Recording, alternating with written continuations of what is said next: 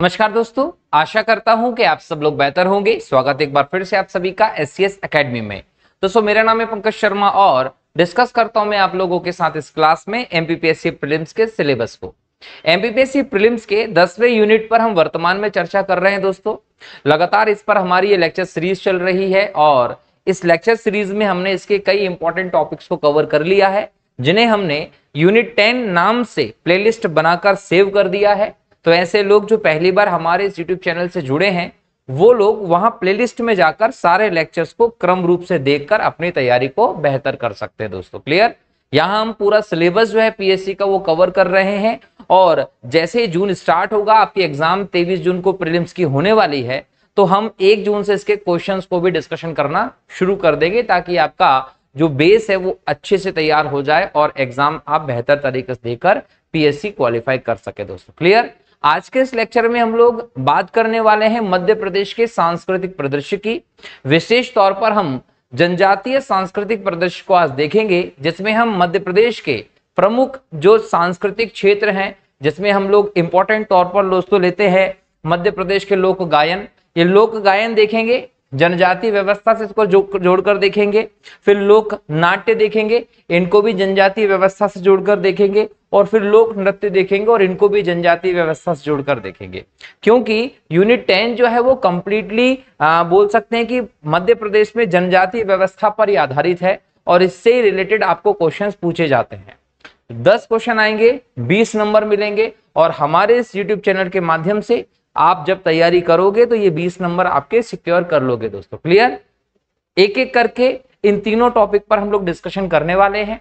आज के इस लेक्चर में हम लोग लोक गायन और लोक नाट्य पर डिस्कस करेंगे और अगले लेक्चर में हम लोग लोक नृत्य पर डिस्कस करेंगे। दोस्तों, क्लियर? तो चलिए शुरू करें इस लेक्चर को।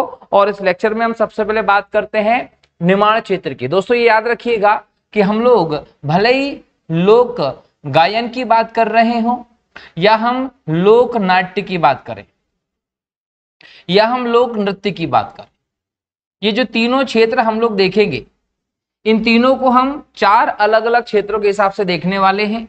निमाड़ का अलग करके देखेंगे, बुंदेलखंड का अलग देखेंगे, बघेलखंड का अलग देखेंगे और मालवा क्षेत्र में अलग देखेंगे। चारों क्षेत्र के अलग अलग आधार लेकर इसको हम लोग पढ़ने वाले हैं। इसके अलावा अगर कोई संयुक्त है जो निमाड़ और बुंदेलखंड में एक साथ चलता है, या मालवा बघेलखंड में एक साथ चलता है, या निमाड़ बघेलखंड में एक साथ चलता है, तो उसको भी हम लोग से यहाँ पर देख लेंगे, ताकि एग्जाम में क्वेश्चन आए तो आपको दिक्कतें उसमें फेस ना करना पड़े। क्लियर है? तो सबसे पहले हम देखेंगे कि निमाड़ में कौन से लोक गायन चलते हैं। निमाड़ में आप देखिए संत सिंगाजी निर्गुणिया गायन हो, नाथ पंथी गायन, संत सिंगाजी गायन, मसान्या गायन जिसको खाया खोज के नाम से भी जानते हैं, गरबा, गरबी, गबलन, इसके अलावा फाग गायन निमाड़ का एक फेमस गायन है दोस्तों, कलगी तुर्रा और संजा गीत, ये प्रमुख गायन हैं जो निमाड़ क्षेत्र में चलते हैं। यहां पर आपने ये देख लिया कि निमाड़ क्षेत्र में कौन कौन से प्रमुख गायन हैं। पहले नंबर पर तो आप लोग जो प्रथम प्रश्न देखेंगे, वो प्रश्न आप सीधे देखेंगे कि निमाड़ क्षेत्र से कौन सी गायन शैली का संबंध है। तो आपको ये सभी के सभी याद होना चाहिए।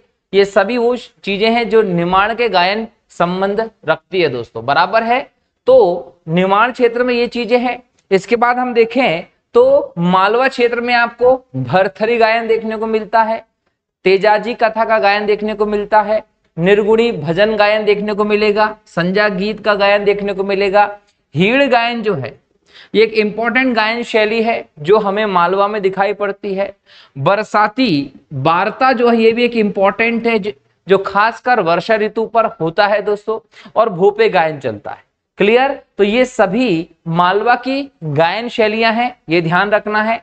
इसके बाद हम बुंदेलखंड में देखें तो बुंदेलखंड में आल्हा गायन देखने को मिलता है, बहुत फेमस है आल्हा, है ना। इस पर हम लोग आगे डिस्कस करेंगे कि आल्हा गायन कैसे है, क्या इसमें गाया जाता है, किस प्रकार के रस पर यह आधारित है। अभी हम यहाँ सिर्फ नाम देख रहे हैं, अभी हम यहाँ पर सिर्फ नाम देख रहे हैं कि बुंदेलखंड में क्या है, निमाड़ में क्या है, मालवा में क्या है। इसका डिटेल भी एक एक करके देखेंगे हम लोग, सिर्फ अभी यह नाम देख लेते हैं। तो बुंदेलखंड में आल्हा गायन बहुत ज्यादा फेमस है। इसके अलावा भोला गीत या बुम्बुलिया जो है ये फेमस है। फाग गायन बुंदेली जो है ये भी फेमस है। इसके अलावा बेराइटा गायन, देवारी गायन, जगदेव का पुवारा और हरदौल की मनौती। देखिए आल्हा गायन की बात कर लें या हरदौल की मनौती की बात कर लें, ये दो ऐसे फेमस गायन हैं बुंदेलखंड के जहां से आप हर बार प्रश्न देखते हो। बुंदेलखंड की जो लोक संस्कृति है ना, उसमें इन दोनों का बहुत गहरा स्थान हमें देखने को मिलता है। तो विशेष तौर पर हमें इसके संबंध में जानकारी होना बहुत ज्यादा जरूरी है। इसके अलावा हम देखें बघेलखंड क्षेत्र में बसदेवा गायन बहुत ज्यादा प्रसिद्ध है। बिरहा गायन की बात कर लें, विदेशिया गायन की बात करें या फाग गायन हो, बांस गीत हो, सिदेव की बात करें या पंडवानी गीत, घोटुल पाटा, ये सभी बघेलखंड के प्रसिद्ध है। यहां हम पंडवानी गीत की बात कर लें और घोटुल पाटा की बात कर लें तो विशेष तौर पर जनजातीय क्षेत्र में ये बहुत इंपॉर्टेंट है, जहां से एग्जाम में क्वेश्चन देखने को मिल सकता है। तो अभी हमने क्या देखा कि अलग अलग क्षेत्र में कौन कौन से गायन फेमस है। यहां से प्रारंभिक तौर पर क्वेश्चन आपसे क्या पूछेगा घोटुल पाटा किस क्षेत्र की प्रमुख गायन विधा है। वैसे पूछेगा बसदेवा गायन किस क्षेत्र में होता है, तो आपको बघेलखंड याद रखना है। तो ऐसे क्वेश्चंस आप यहां से बना सकते हो। अब हम इन सभी गायन में कुछ महत्वपूर्ण गायन को डिटेल में देखते हैं जहां से क्वेश्चन देखने को मिल सकते हैं। जैसे हम लोग यहां देखें दोस्तों तो आपको दिखेगा निमाड़ क्षेत्र में, निमाड़ क्षेत्र आप जब देखेंगे यहाँ पर कलगी तुर्रा बहुत ज्यादा फेमस होता है। अब आपसे ये पूछेगा कि कलगी तुर्रा कौन से ईश्वर से, भगवान से संबंधित, तो कलगी तुर्रा में शिव और पार्वती को आराध्य माना जाता है और इन्हीं को समर्पित है ये। इसमें एक प्रकार का प्रतिस्पर्धा की जाती है, तो एक प्रतिस्पर्धात्मक शैली के तौर पर आप कलगी तुर्रा को देखते हो जिसमें लकड़ी और तार से बने चंग वाद्य यंत्र का प्रयोग किया जाता है। तो क्वेश्चन पूछेगा कि चंग वाद्य यंत्र जो है वो किस गायन शैली में प्रयोग किया जाता है, तो बोलेंगे कलगी तुर्रा में। कलगी तुर्रा कहां से संबंधित है, तो बताएंगे कि कलगी तुर्रा का संबंध निमाड़ से है। वैसे पूछता है फाग गायन। दोस्तों फाग जो है ना वो हमारे पूरे मध्य प्रदेश में महत्वपूर्ण है। मध्य प्रदेश तो ठीक है, यूपी के क्षेत्र में भी इसको बहुत ज्यादा इंपॉर्टेंट माना जाता है। फाग जो है विशेष तौर पर होली के अवसर पर इसका गायन किया जाता है और होली के अवसर पर भगवान श्री कृष्ण और किशोरी श्री राधा जी जो हैं उनके लेकर यहाँ पर कहीं ना कहीं फाग का गायन किया जाता है। तो एग्जाम में पूछेगा तो आप लोगों को ध्यान रखना कि फाग गायन होली के अवसर पर निमाड़ क्षेत्र में बहुत ज्यादा फेमस है। ऐसे ही आप देखिए मसान्या या काया खोज। एक्चुअल में क्या है कि समूह में इसका गायन होता है और एक मृत्यु गीत के तौर पर आप मसान्या या काया खोज को देखते हो, जो विशेष तौर पर इस क्षेत्र में पुरुष समुदाय के द्वारा गाया जाता है और ये एक ग्रुप में समूह में गाया जाने वाला विधा है मसान्या या काया खोज। इसके अलावा संत सिंगाजी गायन भी बहुत ज्यादा फेमस है। संत सिंगाजी गायन एकल भी किया जा सकता है और समूह में भी किया जा सकता है। निमाड़ क्षेत्र में बहुत ज्यादा फेमस है। गृहस्थ जीवन की स्थिति हो, कृषि या पशुपालन से संबंधित किसी विशेष अवसर पर संत सिंगाजी का गायन जो है वो किया जाता है और निमाड़ में संत सिंगाजी को बहुत ज्यादा माना जाता है। ईश्वर तुल्य मानकर इनकी पूजा की जाती है, भगवान स्वरूप इन्हें माना जाता है। ऐसे में यहां पर हमें ये बहुत फेमस दिखाई पड़ता है। इसके अलावा ऐसे गायन भी हैं जो निमाड़ और मालवा दोनों में चलते हैं। निमाड़ और मालवा दोनों में एक साथ जो गायन शैलियां चलती हैं उसमें हम सबसे पहले लेते हैं निर्गुणिया गायन को। जब आप भक्ति धारा की बात करेंगे दोस्तों तो भक्ति धारा में आपको एक सगुण भक्ति की बात की जाती है और एक निर्गुण भक्ति की बात की जाती है। जब सगुण भक्ति की बात करते हैं तो एक आकार में, एक निश्चित स्वरूप में, या हम बोल सकते हैं मूर्ति के रूप में ईश्वर को मानकर उसकी आराधना की जाती है। और निर्गुण में निराकार ईश्वर की आराधना की जाती है कि ईश्वर का कोई स्वरूप निर्धारित नहीं है, हर स्वरूप में बिना किसी आकार के ईश्वर मौजूद है। तो निर्गुण भक्ति धारा से संबंधित हमें निर्गुणिया गायन जो है वो मध्य प्रदेश के निमाड़ और मालवा क्षेत्र में दिखाई पड़ता है। ऐसे ही हमें संजा गीत भी दिखाई पड़ता है। संजा गीत जो है दोस्तों ये हमें बहुत ज्यादा फेमस दिखाई पड़ता है मध्य प्रदेश के निमाड़ और मालवा में। निमाड़ और मालवा में हमें ये फेमस दिखाई पड़ता है। तो पहला क्वेश्चन तो यही पूछेगा आपसे कि संजा गीत कहां प्रचलित है। तो जब ये पूछेगा कि संजा गीत कहां प्रचलित है तो आप सीधे उत्तर दे देंगे कि ये एक तो निमाड़ क्षेत्र में प्लस मालवा क्षेत्र में है, जो बाल्यावस्था में किशोरियों द्वारा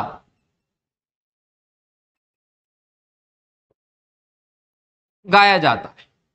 इसमें क्या करते हैं, शिव पार्वती की आराधना की जाती है, दीवार जो होती है उस पर गोबर से लेप लगाकर सूर्य चंद्रमा बनाकर उसकी पूजा की जाती है।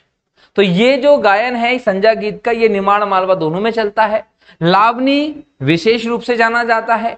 लावनी जो है वो समूह में होता है, सुबह के समय किया जाता है और निर्गुणी दर्शन पर आधारित है। और निर्गुणी दर्शन क्या है वो आप लोगों को मैं बता चुका हूं। ऐसे ही फेमस है रेलो गीत। ये जो रेलो गीत है ये युवाओं के द्वारा किया जाता है। युवाओं में युवक भी शामिल हैं और युवतियां भी शामिल हैं।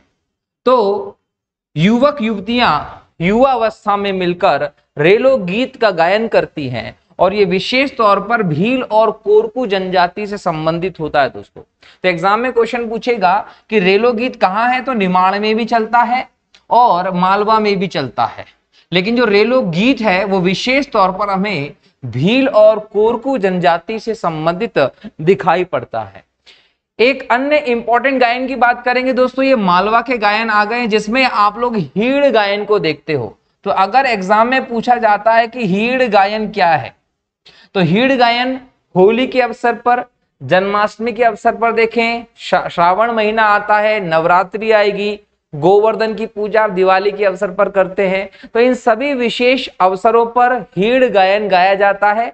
विशेष तौर पर मालवा में इसका प्रचलन है दोस्तों। और ये जो है ये कृषि संस्कृति की कथा और 11 माता की कथा की एक गायन शैली है। मतलब इस गायन में आप एक तो कृषि संस्कृति की कथा का गायन करते हैं और दूसरा 11 माता की कथा का गायन इसमें किया जाता है। क्लियर है। ऐसे ही गायन आपको देखने को मिलेगा दोस्तों बरसाती वार्ता। ये बरसाती वार्ता गायन शैली जो है ये मालवा में चलती है। और विशेष तौर पर अगर आप इसके नाम को ही देखें तो ये बरसात के मौसम में अर्थात वर्षा ऋतु में गाई जाने वाली एक गायन शैली है, गीत है। और इसको चंपू शैली में आप गाते हैं, अर्थात इसको आप गद्य और पद्य दोनों में देखते हैं। ऐसा ही आप भरथरी गायन देखते हैं जो नाथ संप्रदाय के द्वारा मालवा में किया जाता है। भोपे गायन जो है वो भी चंपू शैली में गद्य पद्य में गाया जाता है और वंशावली का बखान जो है वो इसमें किया जाता है। तो वंशावलियों के बखान पर आधारित कौन सा गायन है, तो आप बताएंगे भोपे गायन है जो मालवा में फेमस है। इसके बाद देखें नेक्स्ट है दोस्तों बुंदेलखंड के गायन। बुंदेलखंड के गायन की जब आप बात करते हैं तो यहाँ पर चौकड़िया फाग बहुत ज्यादा फेमस हमें दिखाई पड़ता है। ये एक इंपॉर्टेंट है जहां से एग्जाम में क्वेश्चन आ सकता है। चौकड़िया फाग ये कहां पर गाया जाता है, तो ये याद रखिएगा कि ये स्पेशली बुंदेलखंड से संबंधित है, बुंदेलखंड से संबंधित है। लेकिन जब हम ओनली फाग की बात करेंगे ना, तो फाग जो है वो निमाड़ में भी चलता है और फाग जो है वो बुंदेलखंड में भी चलता है। लेकिन जब हम चौकड़िया फाग की बात करेंगे विशेष तौर पर, तो ये केवल बुंदेलखंड में चलता है। और ये कब होता है, होली के अवसर पर। होली पर आप चौकड़िया फाग का गायन देखते हैं और इसमें विशेष तौर पर इसूरी की रचनाएं जो हैं इनका गायन देखते हैं। इसूरी कौन है दोस्तों, तो ये यूपी में जन्मे हैं, झांसी में।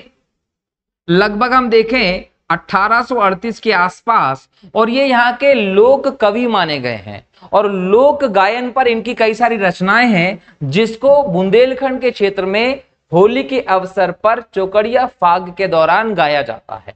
ऐसे ही हमको एक और इंपॉर्टेंट गायन शैली को ध्यान रखना है जहां से सीधे सीधे परीक्षा में क्वेश्चन पूछा जाता है। ये गायन क्या है दोस्तों, तो याद रखिएगा ये है अल्हा गायन। आपने देखा है कि अल्हा गायन का संबंध मध्य प्रदेश के बुंदेलखंड से है और अल्हा गायन विशेष तौर पर हमें दतिया का जो क्षेत्र है यहां दिखाई पड़ता है दोस्तों। ये किस पर बेस्ड है? तो ये आल्हा उदल की कहानी पर बेस्ड है। आल्हा उदल कौन थे? तो आल्हा उदल जो रहे हैं ये चंदेल राजवंश में सेनापति के तौर पर दिखाई पड़ते हैं। ये वो समय था जब दिल्ली के राजा पृथ्वीराज चौहान ने चंदेलों पर आक्रमण किया अपने साम्राज्य विस्तार की दृष्टि से। तो यहाँ चंदेलों के ओर से आल्हा उदल सेनापति थे जिन्होंने पृथ्वीराज चौहान का युद्ध में बहुत बहादुरी के साथ सामना किया और इस युद्ध के दौरान ही आल्हा उदल की शहादत हो जाती है। ये वीर गति को प्राप्त होते हैं। तब से इस बुंदेलखंड के क्षेत्र में आल्हा उदल की कहानियां जो हैं बहुत ज्यादा प्रचलित हैं और कई विशेष अवसरों पर वीर रस से ओतप्रोत कर देने वाली आल्हा उदल की कहानियों का गायन किया जाता है, जिसे हम आल्हा गायन के नाम से जानते हैं। और इनको रचना किया गया है दोस्तों जगनिक के द्वारा। जब हम जगनिक की बात करते हैं तो जगनिक का संबंध भी चंदेल राजवंश के समय से ही है। चंदेल राजवंश में एक शासक है जिसका नाम है परमर्दी देव। ये परमर्दी देव जो हैं इनके समय कवि के तौर पर हम जगनिक को देखते हैं, जिन्होंने आल्हा उदल की कहानियों पर रचनाएं की हैं और इनकी रचनाओं को ही आल्हा गायन के अंतर्गत हम लोग देखते हैं। और विशेष तौर पर ये आल्हा गायन जो होता है ये श्रावण मास में किया जाता है दोस्तों, श्रावण मास में किया जाता है और ये बुंदेलखंड में बहुत ज्यादा फेमस है। ऐसे ही बुंदेलखंड में आपको लमटेरा गीत दिखाई पड़ेगा। जब नर्मदा स्नान के लिए लोग जाते हैं तो प्रश्नोत्तर शैली में हमें लमटेरा जो है वो दिखाई पड़ेगा, जो शिव शक्ति से संबंधित है दोस्तों। ये भी आप लोगों को ध्यान रखना है। तो बहुत फेमस ये चीजें रही हैं जिसको एग्जाम में पूछा जा सकता है। नेक्स्ट देखें दोस्तों तो बुंदेलखंड का हरदौल की मनौती है। देखिए हरदौल की जो मनौती है ये हमारे बुंदेलखंड में बहुत ज्यादा चर्चित है और न सिर्फ बुंदेलखंड में चर्चित है, एग्जाम की दृष्टि से भी चर्चित है। एग्जाम में भी यहां से क्वेश्चंस आए हैं। हरदौल की मनौती मुख्य रूप से दोस्तों दतिया की है और ये वीरता पर आधारित है दोस्तों। मतलब ये वीरता गीत के तौर पर आप देखते हैं। अब यहां पर हरदौल के मनौती में हरदौल कौन है? तो हरदौल जो है दोस्तों वो ओरछा के राजा, आपने सुना है नाम वीर सिंह। क्या नाम है ओरछा के राजा का? वीर सिंह। इन वीर सिंह के बेटे थे। ना सिर्फ बेटे थे बल्कि ओरछा के दीवान के पद पर भी इनको आसीन किया गया था। अब एक समय ऐसा आया कि कहीं ना कहीं इनके भाई थे, उनकी पत्नी का नाम था चंपावती। तो लोगों ने इनसे जलन के मारे जो राजा थे उनको इनके बारे में उल्टा सीधा कह दिया कि आपका जो भाई है कौन, हरदौल, उनका आपकी पत्नी के साथ संबंध है। ऐसे में जो इनके भाई रहे उन्होंने उनकी पत्नी चंपावती को कहा कि तुम एक काम करो, तुम इस हरदौल को जहर देकर मार दो। ऐसे में चंपावती ने जहर देकर नहीं मारा। अपने भाभी के इज्जत को बचाने के लिए, मान को बचाने के लिए हरदौल ने जहर पी लिया था दोस्तों।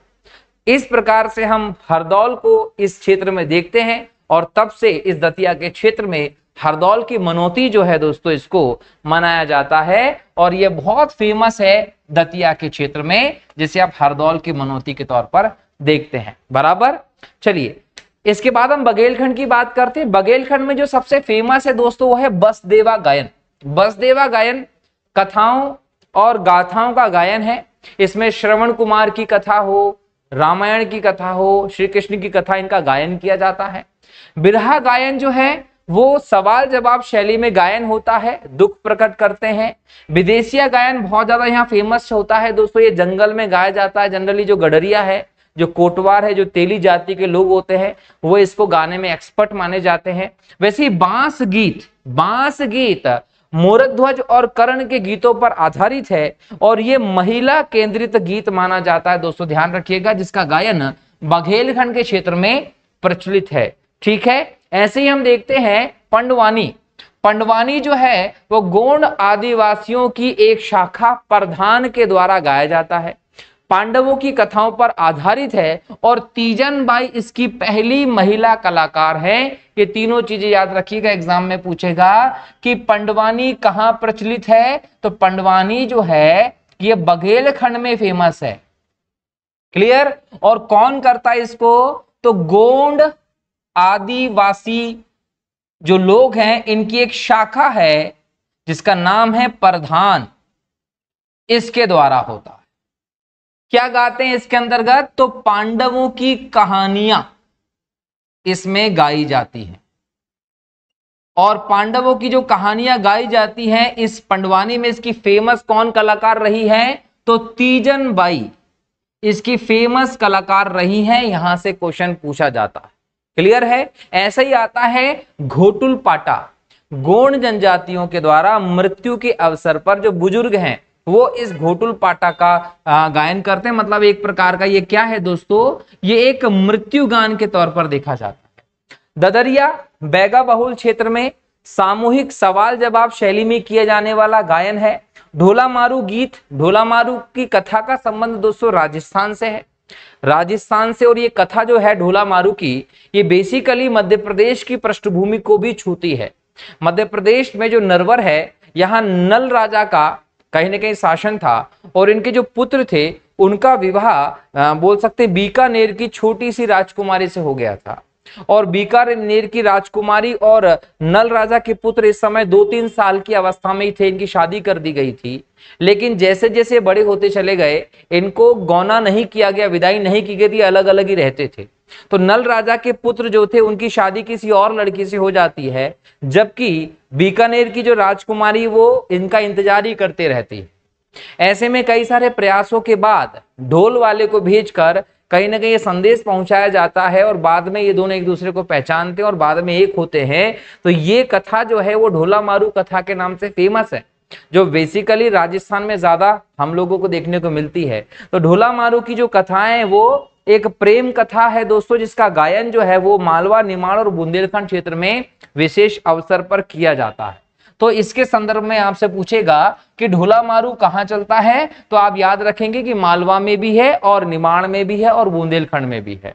तो यहां हम लोगों ने क्या देखा, यहां हम लोगों ने देखा कि मालवा में, निमाड़ में, बुंदेलखंड में और बघेलखंड में, इन चारों अलग अलग क्षेत्र में मध्य प्रदेश में कौन कौन से लोक गायन प्रचलित हैं।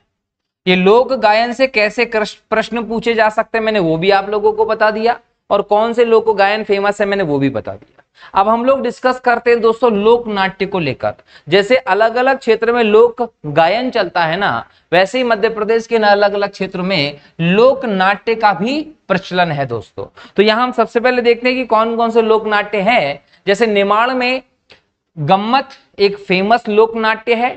काठी, पाती स्वांग, पनवाड़ी स्वांग, रास मंडल, ठोचा, खमरास, तो ये प्रमुख निमाड़ के लोक नाट्य हैं। वैसे ही मालवा में जाएंगे तो माच जो है वो मध्य प्रदेश का राजकीय नाट्य भी है दोस्तों। तो यहां पर आपको मालवा में माच दिखाई पड़ेगा। भवई, कठपुतली और राम दंगल, ये चारों मालवा के प्रमुख लोक नाट्य हैं। वैसे ही बुंदेलखंड में जाएंगे तो बुंदेली स्वांग, राई स्वांग, जो राई है दोस्तों ये नाट्य के तौर पर भी आप देख रहे हैं, लेकिन राई मध्य प्रदेश का राज्य लोक नृत्य भी है, ये भी ध्यान रखना है, आगे हम लोग पढ़ेंगे इसको। इसके अलावा रागनी, नौटंकी और अखाड़ा बुंदेलखंड के प्रमुख लोक नाट्य हैं। वैसे ही आप बघेलखंड में जाएंगे तो मनसुखा, हिंगोला, जिंदवा या बहलोल, लकड़ बग्घा, रास और छाहुर, ये बघेलखंड के प्रमुख लोक नाट्य हैं। अब एक एक करके हम इनका भी डिटेल देखते हैं ताकि एग्जाम में आप लोगों का क्वेश्चन ना छूटे। यहां हम सबसे पहले बात करेंगे प्रमुख लोक नाट्य, जिसमें अखाड़ा आएगा दोस्तों। अखाड़ा जो है ये कहां का प्रमुख लोक नाट्य है, तो अखाड़ा बुंदेलखंड का प्रमुख लोक नाट्य है। सबसे पहले तो आपसे यही पूछने वाला है, वो क्या पूछने वाला है कि अखाड़ा कहां चलता है, तो बुंदेलखंड में चलता है। लेकिन ये कब होता है, तो दशहरे के अवसर पर, जब विजयदशमी आप मनाते हैं तो विजयदशमी के अवसर पर बुंदेलखंड में अखाड़े का आयोजन किया जाता है। और शारीरिक कर्तव्य, शस्त्र का कर्तव्य दिखाना और व्यायाम के माध्यम से इस पूरे लोक नाट्य को संचालित किया जाता है। क्लियर। नेक्स्ट है बुंदेली स्वांग। अब बुंदेली स्वांग नाम से ही पता चल रहा है कि बुंदेलखंड में होता है। जब बुंदेलखंड के क्षेत्र में फसल काटने के दिन होते हैं, शादी ब्याह का अवसर होता है या जन्मोत्सव होता है, इस समय इसका गायन और अभिनय दोनों किया जाता है। किसका? बुंदेली स्वांग का दोस्तों। इसके बाद हम देखें नौटंकी। बेसिकली देखें तो नौटंकी उत्तर प्रदेश का एक इंपॉर्टेंट लोक नाट्य है, लेकिन मध्य प्रदेश के बुंदेलखंड में, चूंकि यूपी से लगा हुआ इलाका है, तो मध्य प्रदेश में भी ये बहुत ज्यादा प्रचलित है। और मध्य प्रदेश में जब हम नौटंकी की बात करेंगे तो ये सूत्रधार रंगा के पात्र पर आधारित है। मतलब यहाँ का जो मुख्य पात्र है नौटंकी में वो सूत्रधार या रंगा कहलाता है। बुंदेलखंड के क्षेत्र में नौटंकी सबसे ज्यादा होती है। वैसे ही राई स्वांग, राई स्वांग बुंदेलखंड का है। इसमें अभिनय और राई का नृत्य दोनों होते हैं। जो कोई भी करीला मेला गया होगा अशोकनगर का, तो वहां उसको पता होगा कि राई का नृत्य भी वहां किया जाता है और राई का स्वांग भी वहां किया जाता है। दोनों वहां पर अभिनय करके बताए जाते हैं।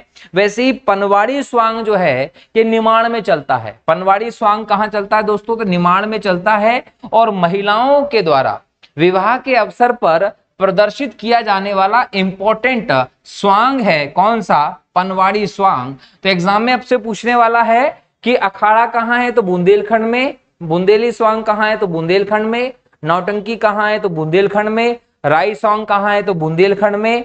पनवाड़ी स्वांग कहाँ है? तो निमाड़ में होता है। बराबर। वैसे ही गम्मत से आपसे क्वेश्चन पूछेगा। गम्मत जो है वो निमाड़ में होता है। एग्जाम में पूछा जाता है कि गम्मत लोक नाट्य, तो गम्मत लोक नाट्य कहां से संबंधित है? तो बोलेंगे निमाड़ से संबंधित है। वैसे कब होता है ये? आप इसको नवरात्रि के अवसर पर देखते हैं, होली के अवसर पर देखते हैं और गणगौर के अवसर पर देखते हैं। इन तीनों अवसरों पर हमें निमाड़ क्षेत्र में गम्मत देखने को मिलता है, जिसमें कोई भी समसामयिक घटना हो या कोई भी व्यंग्यात्मक अभिव्यक्ति जो होती है वो यहाँ पर दर्शाई जाती है। गम्मत में एक तो मृदंग का बहुत इंपॉर्टेंस है और झांझ का। ये झांझ और मृदंग दोनों इसके वाद्य यंत्र होते हैं और इसमें जो अभिनय दिखाने वाले हास्य कलाकार होते हैं, जो कॉमेडियन इसमें कला दिखाते हैं, उनके लिए विशेष नाम है जिसको कहते हैं कुठगरिया।